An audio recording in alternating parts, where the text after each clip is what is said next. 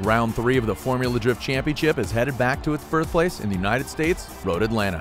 The high-speed, high-consequence track has been the home of FD for 14 years, and this year the stacked field of international drivers are here for bragging rights of winning at this iconic track. But at the same time, the 2017 championship season is in full swing, with James Dean taking an early lead, but Fredrick Osborn and the other veterans are learning what it's going to take the best of the Irishman out. It's time to go inside the Formula Drift Championship, only on Formula Drift Insider.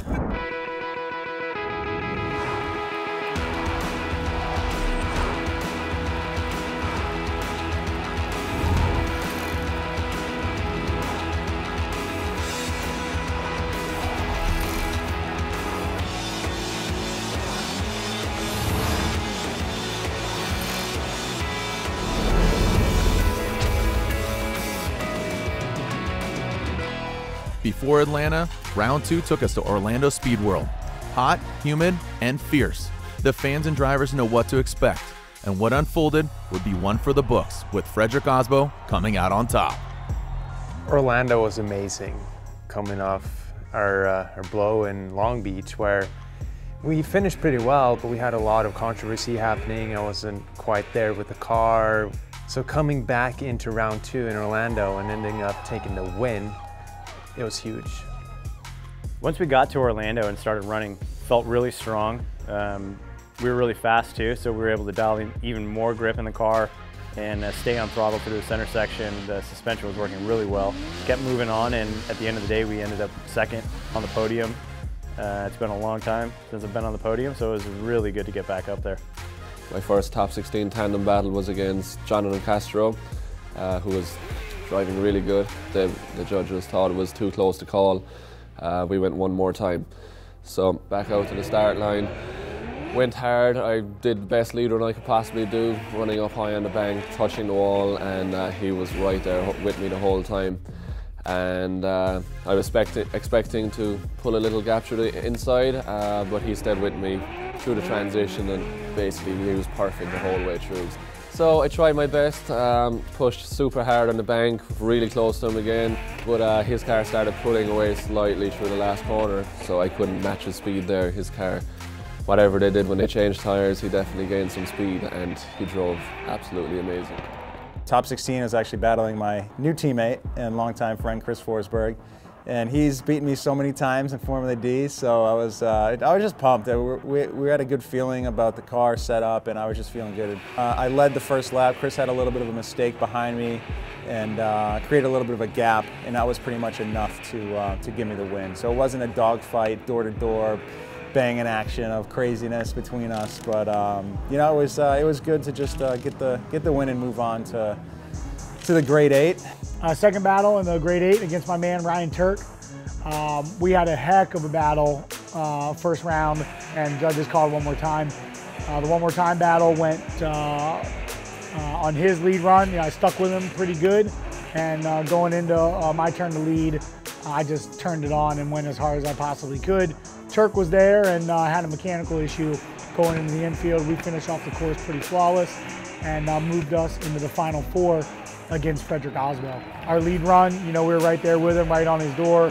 And unfortunately on our chase run, the last big sweeping turn, we were just completely out of tire. So I was just, basically full throttle, maintaining deep angle, but going really slow. So JR and I have a long history of really hard-fought battles. Ever since I started in the sport, I've been looking up to him. We've won some battles against him, but he has won more than we have. So going into top 4, I definitely wanted to take him out, and being able to pull on him and then stay super close felt amazing. So going into top 4, ran Dye, and had another solid run with him. Really like running with Dye. He's always heads up, full throttle, just committed. And we edged him out, got the win, then moved on, and for the finals we ran Osbo, and we thought we needed a little more grip to push hard against him, and actually had a little too much grip following him. I got a little choked up behind him coming off the bank and had a little bobble in the infield, and that was basically it. Had a good lead run, but the little bobble was enough to give him the win, and we ended up second. Essa was looking super consistent all weekend, and he definitely deserved that spot in the finals. I tried to do the same thing, a good solid qualifying run up front, then chasing close. I actually fell a little bit behind, but in the end it was enough to take the win. Formula Drift Insider on CBS Sports Network is sponsored by Black Magic. Own your shine. By Blackview Dash Cameras.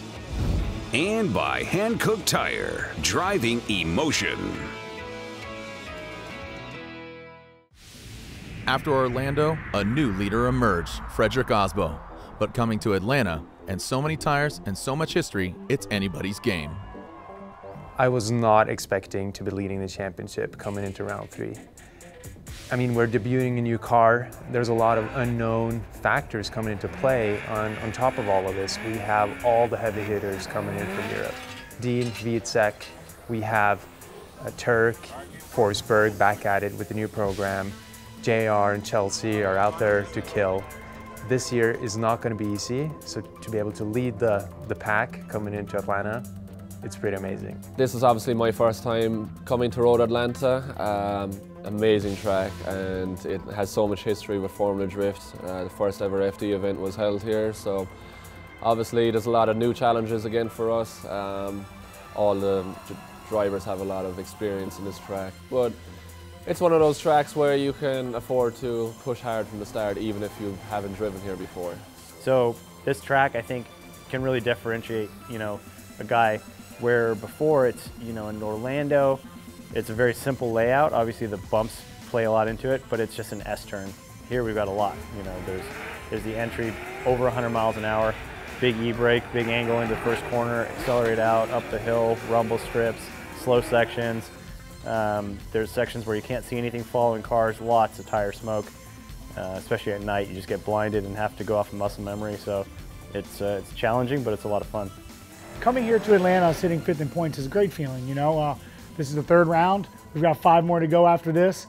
But, when you get up over there in the top 10 in the first couple rounds, it's a good feeling. You feel like you have some good momentum and things are working in your favor, and there's some really good drivers, some really good teams. So to be here so early is something that we're all pumped on. I mean, Osbo's got his car sorted now. James Dean's always been a threat. Von Gittin Jr. is starting to come on strong. Odie, just everybody. Even Essa, man, last round he was driving like his old championship self from a few years ago. So it's going to be tough, man. Just got to be mistake-free, be consistent, know what lines you're running, and just be on those lines and have a good strategy between for each driver. A drivers' meeting's called because one variable the drivers and teams can't control is the weather. Mother Nature reared her ugly head, so the time was shifted so the drivers could get one practice run, then going into top 32 action.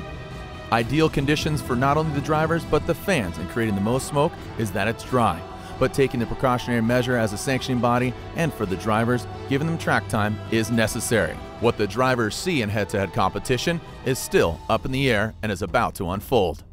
And what's up in the air is rain. So unfortunately, for the first few battles in the top 32, they see wet conditions. Do they find themselves in the kitty litter, or do they find themselves advancing on to the top 16? For Matt Kaufman, it was Pat Gooden that he needed to get past, and he did just that. Hotterdale versus Finnish driver Juha Rintanen, Hotterdale moves on. And finally, Justin Pollock goes into the kitty litter as Jeff Jones finds himself in the top 16. And now for the remaining competitors, they see the dry track. Ken made slight contact with me just on the last corner and he almost spun, so I had a big advantage after the first run. And when I chased him, he was actually very fast, so I entered pretty close with him, but he pulled away throughout the track. So yeah, I count myself lucky to be making it through the top 16. Unfortunately, Robin Ishida spins out, allowing Alex Hilbrun to advance on. Yeah, getting it one more time in the top 32 just shows the caliber of driving that we're dealing with now. It's not just an easy ladder from start to top 8. It is all guns blazing right out from qualifying, even in qualifying of course. But top 32, 16, everything, it is nuts out there. You were going for it on that second run. Yeah, that nudge on there. Yeah, I had to. No, I know. I was like, it was all good. It felt it, but just stayed in. Cool. Well, I appreciate you staying in, man. All good. good. No, It's good driving. Good time. Cool. Irishman Dean Carney takes out Formula Drift rookie Dan Burkett. And Taylor Hull, Georgia native, gets taken down by Chelsea DeNofa. We ended up going one more time, and my lead lap just tried to lay it in there. I was a little bit off on the judges area, and I came around the next near clip, and Dijur got into the side of my door, ended up spinning out, so that gave us a huge advantage coming into our chase lap, and just tried to apply just enough pressure where we could get the win. Nate Hamilton takes out a surging Jonathan Castro in top 32. He followed me very good, and they told me just follow him close you can, have a good time. I did that, but I was too aggressive in the keyhole, and that cost me stole the car, and that actually was it. I'm pretty pissed at myself right now. It's one of those where you feel like you're doing well, you feel like you have developed a good setup, you're there, and then it all falls apart and you realize you were really far off. So what happened here is that we were chasing a really fast car. We were trying to basically have the fastest car out there today, and then Mohan isn't always that fast. So chasing him, it fell apart behind him. I ended up running into him, but it is what it is, and we're out in top 32. Looking forward to New Jersey now. The final battle of the top 32 has Peter Vincic taking down Cameron Moore. When we return here on Formula Drift Insider, the top 16 is upon us. Formula Drift Insider on CBS Sports Network is sponsored by Nexen Tire, driving tomorrow. By Gum Out. By Air Force, aim high. And by Universal Technical Institute, chosen by industry, ready to work. With top 32 and wet conditions behind us here at round 3 of the Formula Drift Championship, top 16 and head-to-head battles are upon us. And Vaughn Gittin Jr., #1 qualifier, finds himself already into the Grade 8. I knew that I pulled a huge gap on him all the way down the hill, got a really good run out of the horseshoe with him, and just stuck it to his door the whole run. And you know, moving on to the Grade 8, I'm pumped, man. This Mustang RTR is on rails. RTR Motorsports team has this thing just dialed. The sun is set, the lights are on. The fans can't wait to see who wins here in Atlanta. But in top 16, Alec Honadale goes against Jeff Jones, and Alec Honadale moves on to the Grade 8, as does James Dean. I was chasing him first. We entered really hard, super close. Thought I was going to make contact, but we pulled it off. And going up into the horseshoe, he was fast. So I did my best to keep up. But right coming out past inside clip, slightly over-rotated, almost came to a stop, and I had to transition onto the grass. So the judges deemed him at fault for that, so I had an advantage. As we're seeing over the years, and even more so in 2017, Formula Drift is becoming full contact, and you know, it's about just putting your car as close as possible and just nudging them without spinning yourself out or spinning the lead driver out. And it's tough, it's crazy, but yeah, we got a lot of swirls down the door, and my front wheels were double checking the toe because he got into the front a little bit in that inner clip too, and so just want to make sure we're 100% for top 8. As Chris Forsberg and his team prepare for battle in the Grade 8, Dean Carney and Mike Essa go toe-to-toe. Achilles' tire smoke so thick you can cut it with a knife. Dean has the sharpest knife. Looks like he had a pretty good chase run, man. So I would just lay it. I mean, I wouldn't say advantage to either side. It's balls in the air. Dude, honestly, I've never driven that blind before in my entire life. Honestly, I don't even know how I stayed on the track because it was all muscle memory. Literally could have been closed, had my eyes closed. Just at the bottom of the hill, I upshifted forward and just baked the tires and smoked Mike out of it. We pulled about 5 car lengths on the way out, so yeah. DeNofa, a freshman Mustang, gets taken down by Ryan Turk. I knew we were going to have to go all in. I misjudged him on my chase lap, and he got the entry I kind of screwed up, added too much angle. He pulled the gap, and I was trying to play chase the entire lap. On the follow run, I was in his door up the hill, in his door in the pocket, super close, and then he pulled me in the second half of the track, and then we had one more time. One more time battle, I cleaned up my chase. I was on him pretty good throughout most of the course. On my follow run, I hit him on entry, hit him going up the hill, hit him in the pocket. He kept going, he was a man about it, drove really, really good. I was just inside his car pretty much the entire time. And then the second half of the track, the same thing. Got rolled out on, he pulled me by about 4 cars in the second half, and not much I could do about it. I know I have to put the good lead run. I a little bit messed it up in outer zone too, so that's what my father said. So I know I have to be close in proximity on my chase run, so I tried to do my best, and it worked out, so moving to top 8. With this victory, the Warthouse Drift team find both vehicles in the Great 8. Peter Vincik from Poland takes on the lone rotary in competition and advances on here at Road Atlanta. After initiation, I noticed that after transition then I managed to catch him up before the horseshoe. I did it, I still pretty close to him, and we maintained that gap to the finish line. Only 8 drivers remain here in Atlanta. More head-to-head battles when we return on Formula Drift Insider. Formula Drift Insider on CBS Sports Network is sponsored by Black Magic. Own your shine. By NOS with Complex 6 for high performance energy. By Nitto Tire, fueled by enthusiasts. And by Blackview Dash Cameras.